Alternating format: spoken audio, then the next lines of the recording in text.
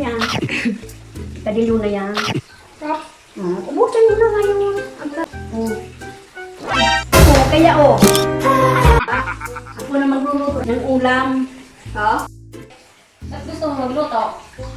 Ba't namis mo ang aking magluto mo ng isira? Ay, sige. Sige, gusto ko yan. Ikaw na magluto. Oo, sige. Fresh na fresh from the farm.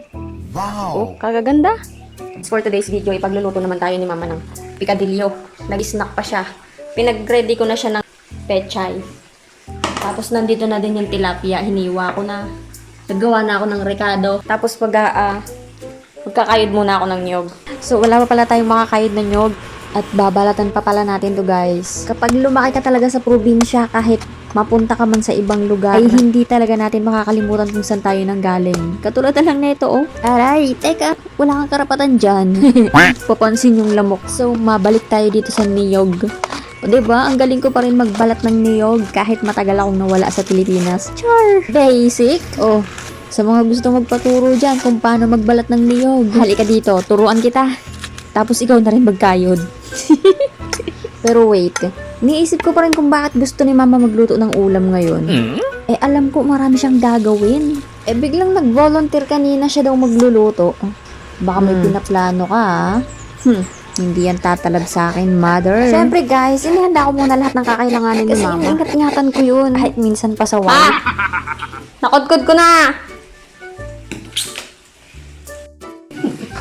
Nilalagyan ni Mama ng mainit na tubig yung niyog. Ganito daw dapat kasi yung gagawin para yung katas is makukuha mo talaga siya, yung pinakang katas. Ha? Ano daw? Kinakag mo na sa recado, Ma? Kaya, muna yan sa matok.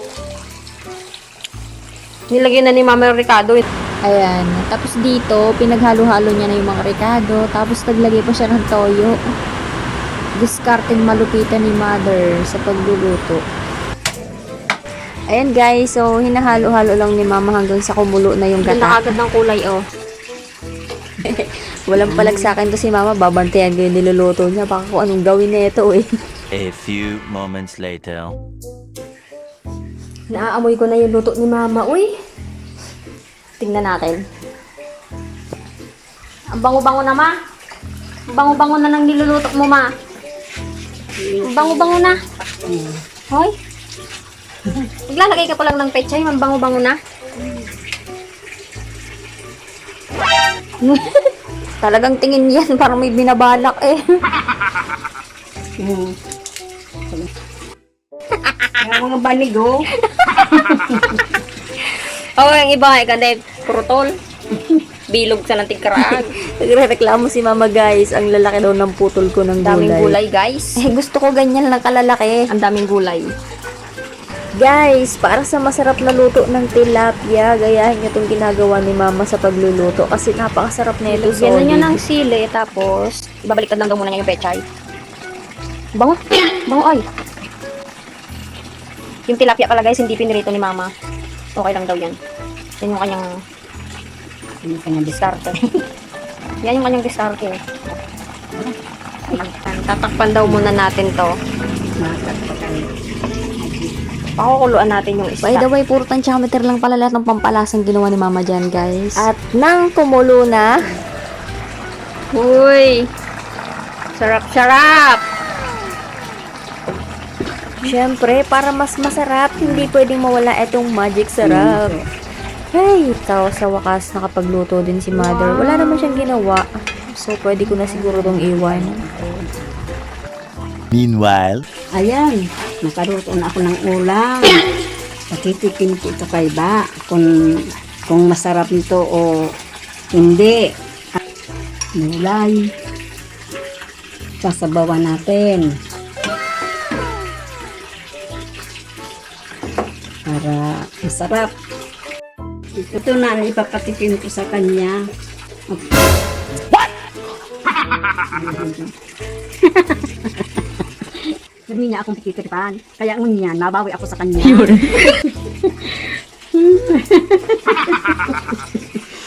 Ba, nakaluto na ako sa kuyang ulam.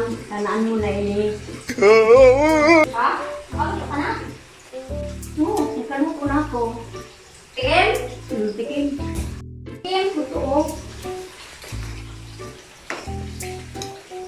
Bango ah. Ang sarap yan. Sarap. Oh. Ubusin mo nga. Ha? Ubusin mo. Ang sarap naman. Pwede pala yun ma yung ano, hindi na piniprito yung tilapia. Pikadilyo din. Oo naman. Kadilyo na yan. Sarap. Ubusin mo na ngayon. Ang sarap. Ang sarap-sarap niya naluto ng mama.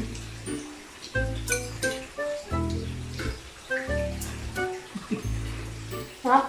Sarap. Yung sarap ma. Ang sarap. Oh. Ano to? Oh. Ano yan? Ano ba? Oh. Ano na nga yan? Ba't may pustiso? Palagi mo na sana akong tinitripan, oh. Oh, kaya, oh. Babawi ako sa'yo. Nakababawi ako sa'yo ba? Palagi. Hindi mo naman itinubos, oh. Ang sarap-sarap naman.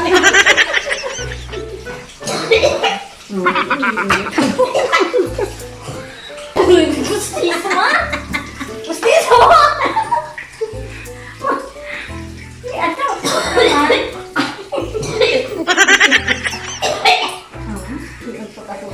Ang sarap-sarap naman yan ba? Ang pustiso.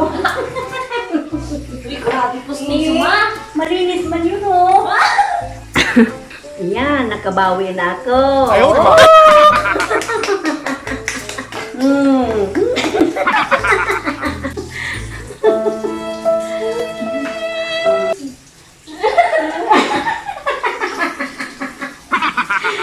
Hey, sige na sana ang umog.